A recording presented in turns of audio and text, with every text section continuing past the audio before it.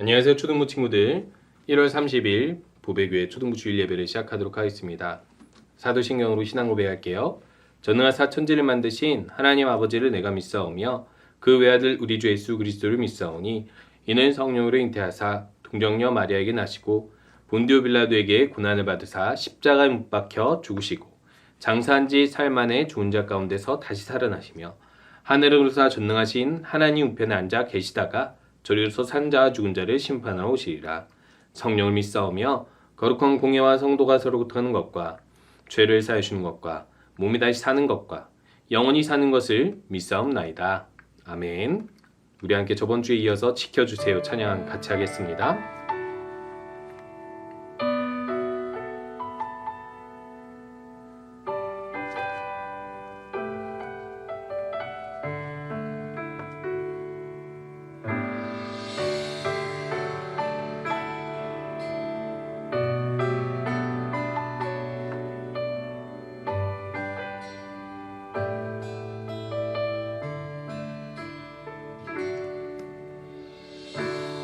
세상 모든 것 다 변해도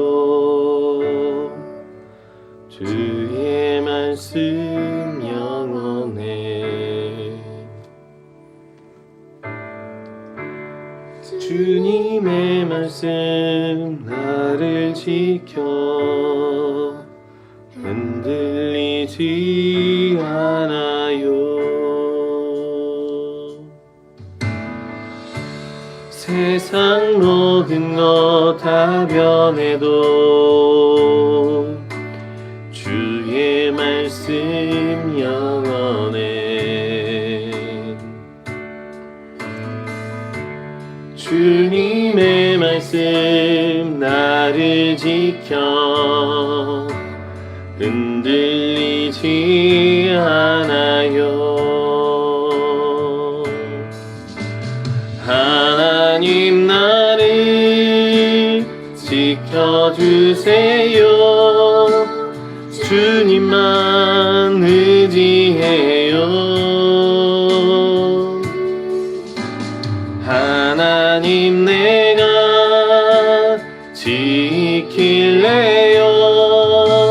주님 뜻 따를래요.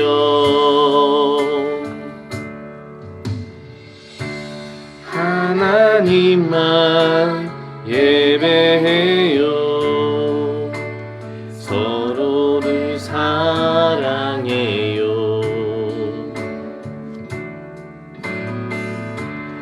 우리에게 주신 주의 말씀 지키며 살겠어요.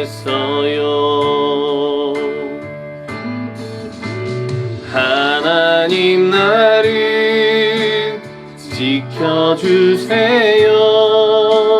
주님만 의지해요. 하나님 내가 지킬래요. 주님 뜻 따를래요. 하나님 나를 지켜주세요.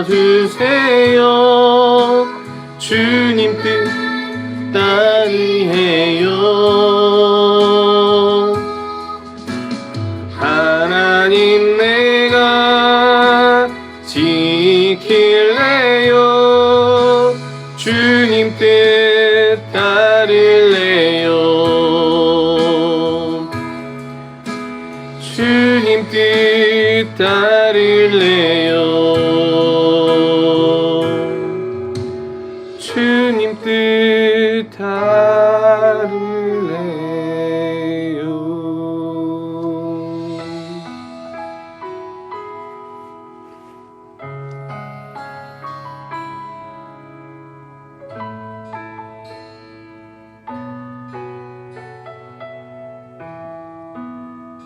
우리 함께 기도하는 시간입니다. 이 시간에도 하나님 말씀 듣고 하나님께 순종하며 주님 뜻 잘 따르는 우리 아이들 되도록, 우리 친구들 되도록 함께 기도하도록 하겠습니다.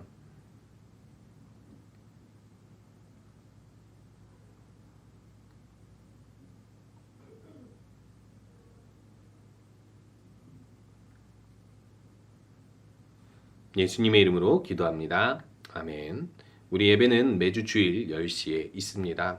계속해서 우리 성경 필사노트와 어린이 매일 성경 하고 있는데 우리 친구들 혹시라도 부득이한 사정으로 예배를 빠지게 된다 하더라도 성경 필사노트 그리고 어린이 매일 성경 꾸준히 하면 선생님께서 그에 맞는 스티커 3개, 2개 하나씩 주도록 할 겁니다.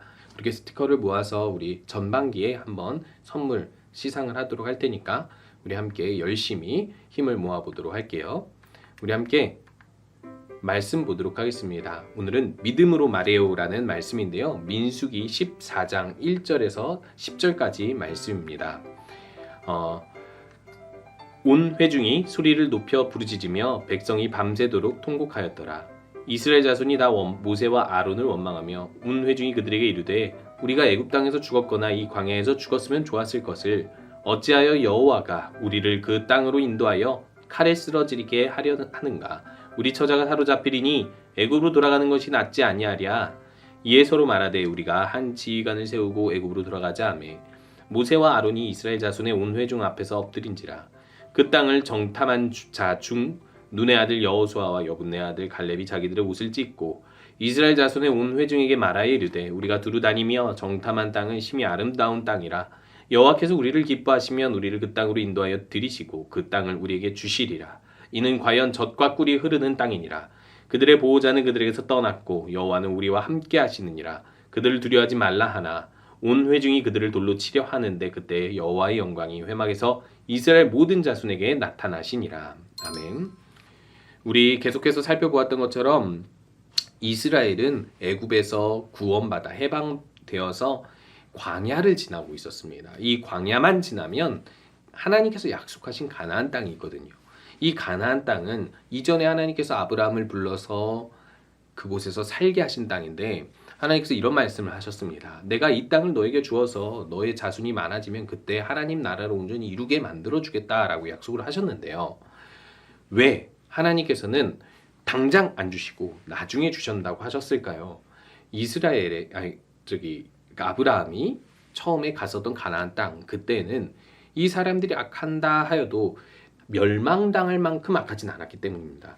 아브라함이 큰 자손을 이루고 나서 이 애굽에 잠시 살다가 다시 가나안 땅으로 왔을 때가 400년 후인데요. 이 400년 동안 이들이 얼마나 악해질지를 하나님께서 아셨기 때문에 이 악한 사람들을 완전히 쫓아내는 때가 되면 그만큼의 죄와 벌이 가득 차면 그때 하나님께서 땅을 주실 것이라고 약속하셨습니다. 자, 그러면 땅을 어떻게 주실까요? 그냥 그들이 가기만 하면 차지할 수 있는 것일까요?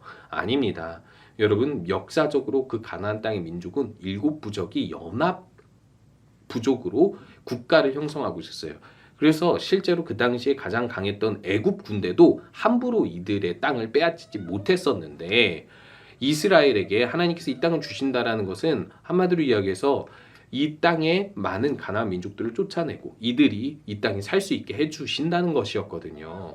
그런데 오늘 여기 그림을 보니까 사람들이 갑자기 이렇게 통곡하고 슬퍼하며 울고 있어요. 왜 그런 것일까요? 오늘 말씀에서 초반절에 보았던 것처럼 사람들이 이렇게 반응하는 이유가 있습니다. 그 이유는 뭐냐면 가나안 땅을 정복하려고 이스라엘 사람들을 모아서 그 땅에 정탐하러 갔는데 그 사람들의 이야기를 듣고 이들이 너무나도 마음이 낙심하여서 이러다가는 우리가 다 죽겠구나 생각해서 이런 반응을 보이게 된 거예요. 사실은 이렇게 된 것입니다. 하나님께서 모세를 통해 이스라엘이 12지파인데 12지파의 두목, 리더 한 사람씩을 뽑아서 12명이 가나안 땅을 정탐하게 합니다. 왜 가나안 땅을 정탐하게 하셨을까요? 물론 이 가나안 땅과 전쟁하기 위해서이기도 하지만 그 땅을 먼저 살펴보고 하나님께서 주실 땅이 우리에게 어떤 땅인지 그리고 그곳에 사는 사람은 어떠한지를 알므로 인하여서 준비하게 하기 위함이었죠. 무엇으로 준비해요? 믿음으로 준비해야 되겠죠. 그 땅에는 어떤 열매가 풍성한지 이스라엘 사람들은 사실 400년 동안 떠나왔기 때문에 가나안 땅에 대해서 잘 모를 것이 분명하잖아요.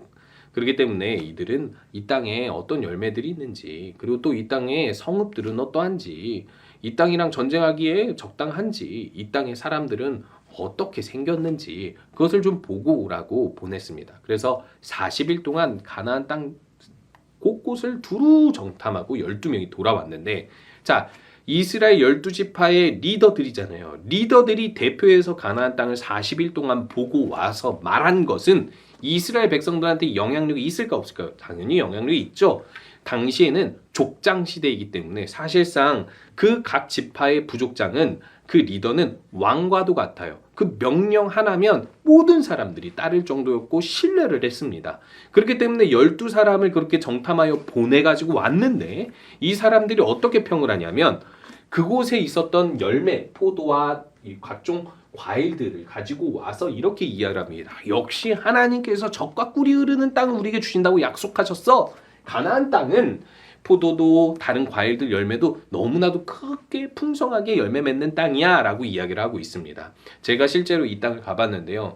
이 땅도 그렇고 애굽 땅도 그렇고 가보면 열매들이 큼직하고 먹으면 아주 답니다. 왜 그러냐면 햇빛이 뜨겁기 때문에 그래요. 그리고 이곳에 비만 잘 내린다면 아마도 이렇게 농사가 잘 되는 땅이라고 할 수 있겠죠. 자, 그래서 이 사람들이 이렇게 가지고 와서 좋은 땅이다라고 이야기를 하지만은 중요한 사실을 또 한 가지 이야기합니다. 그런데 우리가 그곳에서 가나안 땅 사람들을 쫓아내고 우리가 그곳에서 살려면 전쟁을 해야 되는데, 그 사람들이 가지고 있는 성읍은 너무 높다. 옛날에는요, 어떤 곳을 침략하려면 그곳의 성읍을 침략을 해야 되는데, 이 성이 크게 벽으로 이렇게 만들어져 있어서 그것을 넘지 못하면 이 성읍 위에서 적군들이 우리들을 공격할 수 있는 거예요. 그렇기 때문에 성읍의 문도, 성읍을 넘어서는 것도 중요한 숙제였어요. 그것을 잘해야지 전쟁에서 이길 수 있었는데 성읍이 너무 견고하고 높다라고 평가를 한 것입니다. 그런데요, 중요한 건 뭐냐면 40일 동안 본 가나안 사람들의 특징이 무엇이냐면 키가 엄청 큰 거예요. 그리고 힘도 엄청 세 보이고 무기도 사실상 이스라엘이 가지고 있는 무기보다 아주 뛰어나 보였던 것입니다. 눈으로 보기에 도저히 이길 상대가 아니라고 하면서 뭐라고 이야기하면 우리들은 그들에 비하면 메뚜기같이 아주 작습니다. 발로 한번 팍 밟으면 죽어버리는 존재처럼 작습니다라고 이야기를 하고 있는 거예요. 이 사람들이 이렇게 판단한 것은 세상 사람들이 일반적으로 판단하는 그 판단이 될 수도 있겠죠. 그런데 이 이야기를 듣고 사람들은 어떻게 반응을 할까요? 사람들은 크게 낙심하고 아까처럼 통곡하면서 울기 시작하는 거예요. 아니, 그러면 이런 상황이면 왜 우리를 여기로 인도했냐? 차라리 애굽에서 노예로 살 때는 우리의 가족들 건드리지 않고 우리가 많이 무엇인가를 먹고 살 수 있지 않았냐? 괜히 여기까지 와가지고 우리도 죽고 우리의 처자식들도 다 빼앗기게 생겼다. 결국에는 우리가 죽게 생겼는데 이럴 거면 뭐하러 우리를 데리고 왔냐라고 이야기를 하는 것입니다. 이 사람들은 결론을 내고 있죠. 하나님께서 가나안 땅을 주시겠다고 약속했음에도 불구하고 이 사람들은 무슨 결론을 내냐면 이 전쟁은 패배했다라는 결론을 내리고 있습니다. 그 이유가 뭐예요? 자신들의 눈, 자신들이 판단한 생각을 의지하기 때문인 것입니다. 어떻게 보면 일반적으로 사람들이 보기에도 당연히 이스라엘이 패배할 것처럼 보이죠. 무기도 그들보다 뛰어나지 못하고 그들보다 체격이 뛰어나지 못하고 침략을 해야 하는데 그들의 성읍도 넘지 못할 만큼 사실 이스라엘은 무력해 보였기 때문인 것이죠. 그러나 우리가 간과하지 말아야 돼. 우리가 잊지 말아야 할 사실이 있습니다. 우리에겐 누가 있죠? 하나님이 있습니다. 이스라엘은 하나님이 있기 때문에 말씀하시는 거예요. 이때 여호수아와 갈렙 두 사람이, 정탐꾼 12명 중에 두 사람이 이렇게 나와서 이야기를 합니다. 여러분, 문제가 안 됩니다. 우리에겐 하나님이 있습니다. 우리에겐 하나님이 있고 하나님의 약속이 있습니다. 그렇기 때문에 우리가 볼 것은 그들이 얼마나 크고 강한지가 아니라 하나님이 우리와 함께 하신다는 것으로 그들을 보게 되면 그들은 하나님에 비하면 아무것도 아니니까 우리들이 능히 그들을 이길 수 있습니다라고 이야기를 하고 있는 거예요. 여러분, 결국에는 같은 것을 보았음에도 불구하고 본 게 다른 거죠. 10명의 정탐꾼들은 그들의 모습, 외모, 크기, 경쟁력을 보았던 것입니다. 그런데요, 이스라엘의 정탐꾼 중 2명, 여호수아와 갈렙은 믿음의 눈으로 본 겁니다. 하나님의 약속이 있고 하나님께서 우리와 함께 하신다면 충분히 이 일은 가능하다라는 것을 보게 되는 것이죠. 여러분, 그래서 이스라엘 사람들이 결국 이렇게 말을 하게 됩니다. 우리가 여기 광야에서 죽거나 그들에게 죽임을 당할 것이다. 결국 그 땅을 차지하지 못하게 될 것이다 라고 이야기하니까 하나님께서 말씀하십니다. 나를 믿지 못하는 자들은 결국 가나안 땅에 들어갈 수 없다. 너희들이 그렇게 말하지 않았냐? 하나님을 믿지 못해서 이들이 너무 강해서 우리들은 그 땅에 들어갈 수 없을 것이다. 죽게 될 것이라고 말하지 않냐? 그러면 너희들 말대로 내가 이루어 주겠다라고 이야기를 하고 있는 거예요. 믿음이 있으면 그 믿음으로 말을 하게 되어 있죠. 그래서 하나님께서는 너희들이 믿음이 부족해서 말한 그대로 너희들에게 벌을 주겠다라고 이야기를 하는데 결국에는 안타깝게도 이스라엘의 많은 사람들이 이 광야에서 40년 동안 방황하게 되었어요. 당장 가나안 땅에 들어갈 수도 있었는데 믿음이 없어서 이들이 안 되겠다라고 생각을 하니까 하나님께서 실제로 40일 동안 정탐한 그 하루를 1년으로 쳐서 40년 동안 광야에 살게 하는 거예요. 물도 음식도 없는 그 광야에서 더 고생하고 더 훈련되게 하시는 거예요. 여러분 분명히 알아둬야 될 사실이 있습니다. 하나님께서 우리를 좋은 길로 인도하시려는데 우리 눈앞에 당장 문제가 있어요. 그러면 그것을 믿음으로 보지 않고 이것은 나빠요. 이것은 내가 할 수 없어요 라고 해버리면 진짜 우리들은 이 40년 방황한 이스라엘 사람들처럼 우리들이 그 문제를 쉽게 이기지 못할 수도 있습니다. 그런데 여기 한번 보세요. 10명의 정탐꾼들은 무엇을 보냐면 상황을 봅니다. 그 문제 상황을 봐요. 그런데 이 2명의 정탐꾼은 뭘 보죠? 하나님과 약속한 손을 보는 거예요. 하나님이 나와 함께 하시고 하나님이 약속하셨으니까 하나님이 이루실 것을 보는 거예요.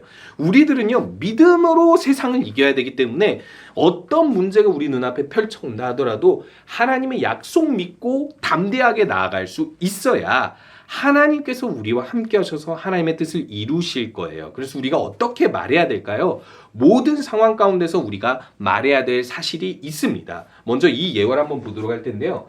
서현철이라는 배우예요. 이 사람이 이 딸과 함께 이 끝말잇기를 하게 되었다라고 합니다. 게임을 하는데 딸 끝말잇기를 하면서 몇 번 단어를 잘 모르는 딸에게 단어를 가르쳐주기 위해서 또 딸이 한 번, 두 번 이길 수 있도록 단어를 몇 번 가르쳐줬대요.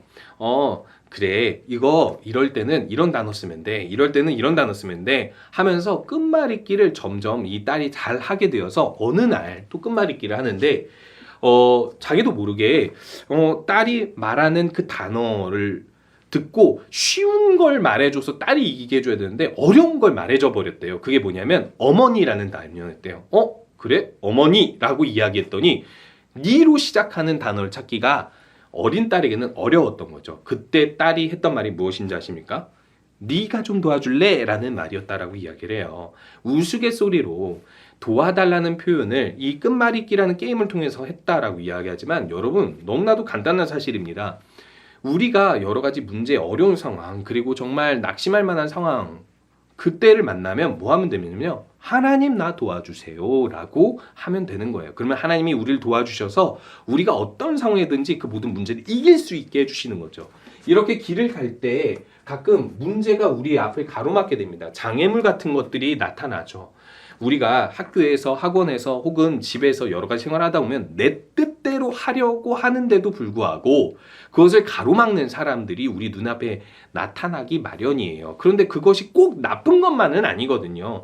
우리가 하고 싶은 걸 못하게 하는 것이 가끔은 우리에게 유익하고 좋은 것일 수도 있거든요. 그런데 우리들은 그 모든 장애물과 문제를 만났을 때 기분이 상한다고 해서 떼를 쓰고 울고 그리고 가끔은 화를 내기도 해요. 가끔은 친구들과 다투기도 하고 가족들과 다투기도 하죠. 하지만 하나님이 원하시는 건 그게 아닙니다. 문제가 우리 눈앞에 있어도 기도해요. 기도하면서 하나님께 맡겨요. 그러면요. 하나님께서 우리에게 좋은 것을 반드시 주실 것이라는 것을 믿어야 하는 거예요. 우리 친구들 모든 문제 앞에서 하나님을 의지해서 해결하고 무엇보다 말을 할 때 이건 안 되겠어. 이거는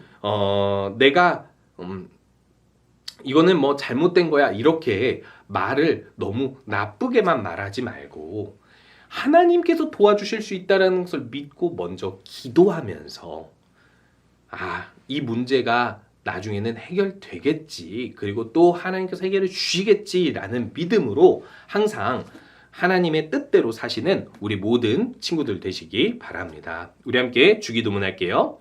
하늘에 계신 우리 아버지여 이름이 거룩히 여김을 받으시오며 나라가 임하시오며 뜻이 하늘에서 이루어진 것 같이 땅에서도 이루어지리이다. 오늘 우리에게 일용할 양식을 주시옵고 우리가 우리에게 죄 지은 자를 사하여 준 것 같이 우리 죄를 사하여 주시옵고 우리를 시험에 들게 하지 마시옵고 다만 악에서 구하시옵소서. 나라와 권세와 영광이 아버지께 영원히 있사옵나이다. 아멘.